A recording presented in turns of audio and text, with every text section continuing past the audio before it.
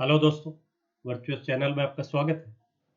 IBPS RRB clerk and scale 1, scale 2, scale 3 सभी का notification निकल गया और उसके बाद में काफ़ी आप लोगों में से एस्पिरेंट्स का उसमें कमेंट सेक्शन में कमेंट आया कि जो सैलरी इन हैंड सैलरी होगी, इन हैंड सैलरी हो, ग्रोस सैलरी हो, क्या सैलरी होगी, क्या पर्क्स होंगे, तो उसको लेके आप में जिज्ञासा थी, उसको आप बार बार पूछ रहे थे। तो आज का सेशन इसी को लेके। इससे पहले स्केल 1 का मैं ऑलरेडी अपलोड कर चुका हूँ पिछले आई थिंक 2 और 3 डेज बैक। और आज अपने डिस्कस करेंगे इसमें आरआरबी क्लर्क 2020 की सैलरी। सेशन में आगे बढ़े उससे पहले फर्स्ट ऑफ ऑल मैं आपसे एक चीज आपको जरूर बताना चाहूंगा कि देखिए, आप जैसे आरआरबी क्लर्क और अगर आप अपने स्टेट से जिस स्टेट से आप बिलोंग करते हैं वहीं वैकेंसीज ठीक ठाक हैं और वहीं से आपने फॉर्म फिल कर दिया, तो आपका स्टेट पूरी जिंदगी चेंज नहीं होना। और आपने अपने आपको या तो फर्स्ट पोस्टिंग ही घर के जहां भी आपका पेरेंटल हाउस है उसके आसपास मिल गई, या कुछ 2 साल 3 साल के बाद में आपसे मैंने जो भी घर के पास ही जिस टाउन से जिस शहर से आप बिलोंग करते हैं उस शहर में या उसके एडजॉइनिंग 10-20 किलोमीटर में अगले आपने अगर मैनेज कर ली, अच्छा जॉब है, फिर कहीं टेंशन नहीं है। अच्छा जॉब है, एक फेस वैल्यू है आपकी।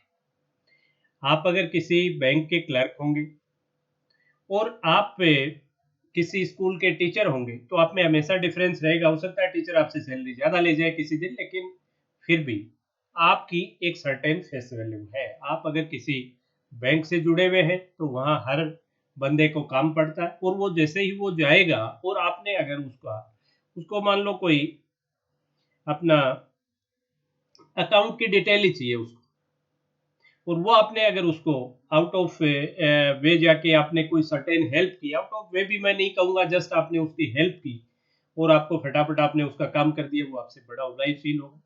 कहीं भी आप एज ए बैंक क्लर्क भी अगर कहीं फ़ोन किसी भी गवर्नमेंट डिपार्टमेंट में भी कहेंगे और ये कहेंगे, अपने आप को इंट्रोड्यूस करेंगे कि मैं फलां बैंक में कैशियर हूँ या फलां बैंक में पर्टिकुलर ये मैं चीज़ हैंडल कर रहा हूँ, वो 2 मिनट आपको ज़रूर देंगे और दूसरे जो लोग हैं उन पे आपको तरजीह मिलेगी, राइट। तो सिर्फ पैसे से मत तोलिए, इसकी सर्टेन फेस वैल्यू आपकी है। सेकंड, अगर आपने जो जेब या कैब कर ली और साथ ही आपने कोई इंटरनल एग्जाम दे के आप स्केल 1 में चले गए तो वैसे फिर आपकी वैल्यू ज़्यादा बढ़ी जाएगी, लेकिन क्लर्क की भी एक सर्टेन फेस वैल्यू है। चलिए अब देखते हैं।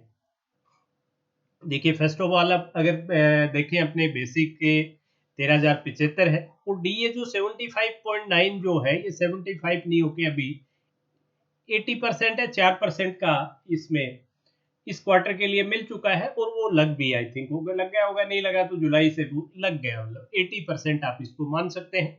तो 13,000 10,460 एक स्पेशल अलाउंस है 7.75% ऑफ बेसिक, और फिर उस पर डीए जो भी उस वक्त एप्लीकेबल है, तो ये भी इसमें है।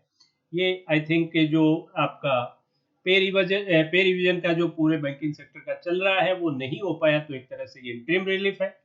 और अल्टीमेटली जो भी अभी अपने जो ग्रोथ देखेंगे, आप ये मान के चलिए कि एटलीस्ट उसमें 10-1% का आप और मान लीजिए कि आपको और इन एडिशन टू दिस जरूर मिल जाएगा, क्योंकि सेटलमेंट कभी भी हो सकता है और जब भी होगा 2017 से लागू होगा, तो आपको वो पैसा तो मिलना ही है, आपके हाथ में नहीं आ रहा, लेकिन पैसा आपका है और वो सेफ है। तो अगर मैं इन सबको देखूं तो 13, 23, 24, 25, 26, 26, 26.5 के आई थिंक ये 26,340 के करीब आपका यहाँ निकल के आई है सैलरी। इसके अलावा डिडक्शन में देखें तो जो न्यू पेंशन स्कीम है उसी में है, तो उसमें बेसिक प्लस डीए का 10% है, और जितना ये पैसा है उतना ही पैसा आपका बैंक भी इसमें डिपॉजिट करवाता है, फिर उस पर इंटरेस्ट चलता है, उसी पे आपकी पेंशन बनती है, राइट।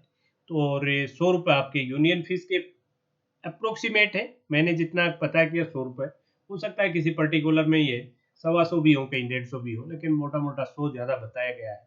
ये है इनकम टैक्स अगर एप्लीकेबल हुआ तो इनिशियली तो आई थिंक आपके नहीं होगा, जब एप्लीकेबल होगा तब वो कटेगा। पेट्रोल 10 to 15 लीटर है, तो 10 लीटर भी अगर अपने माने तो करीब करीब 800 से 900 रुपए का ये भी आपको पैसा मिलता है। न्यूज़पेपर के 150 है। एलटीसी और एलटीएफ, लीव ट्रेवलिंग कंसेशन और लीव ट्रेवलिंग फेयर, मतलब एक तो आप अगर आपके घर से आप दूर हैं तो आपको आई थिंक ये 2 साल में या साल में एक बार आपको घर से आने जाने का किराया मिलता है। एलटीसी आपको हर 2 साल बाद में आपको और आपके परिवार को घूमने के लिए जिस कैडर में भी आप इसे करते हैं भी आप उसके लिए आई थिंक क्लर्क जो है थर्ड एसी के लिए इंटाइटल्ड होंगे। तो थर्ड एसी से आप अपना कहीं भी घूमने जाएंगे 15 डेज के लिए तो वो आपको मिल जाएगा, राइट।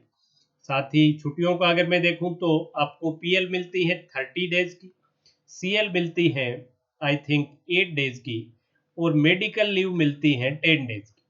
और ये पीएल अगर आपने नहीं ली तो ये इनमें से 50% इन केस भी हो जाती है, इनका पैसा आप ले सकते हो। एलटीसी जो आपको मिलती है उस पर भी 15 दिन की भी उसमें छुट्टी आपको ग्रांट होती है, अगर वो नहीं जाते हो तो वो उसका भी इनकेसमेंट मिल जाता है। सबसे बड़ा जो फायदा है वो अगर मैं आपको बताना चाहूँ तो जो vehicle loan, house loan, festival loan, आपका कोई फर्नीचर लेना है तो उसके लिए एडवांस आपको मिल जाता है।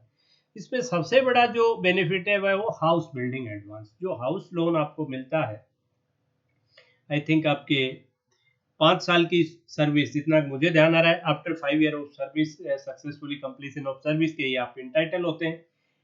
तो इसमें सिंपल इंटरेस्ट है अप्रोक्सीमेटली 7% के करीब, 6 to 7 है। वो अमाउंट पे भी है, कम है तो उसमें रिबेट ज्यादा है, और ज्यादा अमाउंट का आप लोन सेंक्शन करवाते हैं तो 7, उसकी लिमिटेशन है 40 या 50 सैलरीज के इक्वल आपको मिलता है वो। तो इसमें 6 to 7 ये सिंपल इंटरेस्ट होता है, कंपाउंड इंटरेस्ट नहीं होता है, सिंपल इंटरेस्ट होता है। ये बहुत बड़ा बेनिफिट है, ये बहुत बड़ा बेनिफिट है। आप व्हीकल लें तो भी सिंपल इंटरेस्ट है, हाउस लोन लें तो भी। फेस्टिवल एडवांस वगैरह वो इंटरेस्ट फ्री होता है, फर्नीचर के लिए भी इंटरेस्ट फ्री होता है, आपकी सैलरी से बाद में कट जाता है, राइट।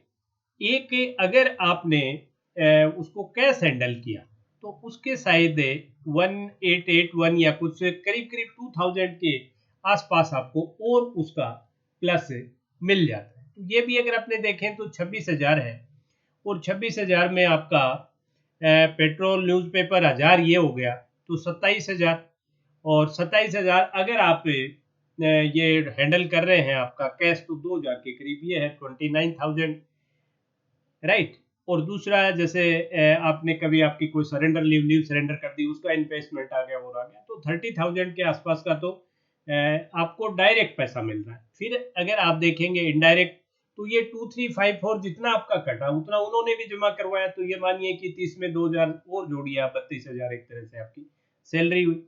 फिर अगर जैसे ही आपने बिगनिंग में तो कोई लोन नहीं देगा आपको, लेकिन जैसे ही आपने प्रोबेशन क्लियर किया तो उसके बाद आई थिंक आप व्हीकल के लिए इंटाइटल हो गए।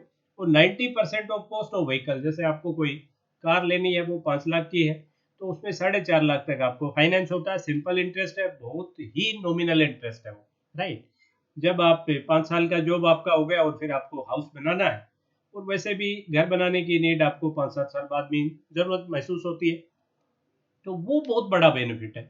वो आप देखिए कि आप अगर 20 लाख का 15 लाख का लोन आप लेते हैं तो आपके 8-10 हजार रुपये महीने का एक आपको एडिशनल बेनिफिट, जो आप 30-32 हजार मान रहे थे वो 40-42 तक आपकी नौकरी चली जाती है, राइट। तो जॉब में कोई कमी नहीं है। एक फेस वैल्यू में आपने जो बिगनिंग में मैंने बताया आपको, वो फिर आपको जब भी आप कोई जॉब कोई भी जॉब ज्वाइन करें, देखिए स्ट्रेस सभी में होता है, पीओ की बजाय यहाँ स्ट्रेस कम है। दूसरा, जो बैंक आपके कॉमर्शियल बैंक है उनकी बजाय जो ये आरआरबीज हैं इसमें स्ट्रेस कम है, एक ही टाइप का काम बार बार रिपीट होता है, कोई स्ट्रेस इसमें ज़्यादा नहीं रहता है। छोटी जगह आप अपॉइंटेड रहते हैं, और अभी पेंडेमिक के बाद में तो लग रहा है कि जितना स्टेशन छोटा है उतना ही वो स्टेशन बेटर है। आप देखिए बड़े शहरों की क्या हालत आज हुई है। तो स्टेशन छोटा होगा तो उसमें कहीं उल्टा मतलब जिसको सुकून आप कहते हैं, हो सकता है कंफर्ट उतना नहीं हो लेकिन सुकून उसमें छोटे स्टेशन पे हमेशा ही ज़्यादा रहता है। और आजकल हॉस्पिटल्स, स्कूल्स ये सब छोटे स्टेशन पे भी काफ़ी ठीक लेवल की मिल जाती है।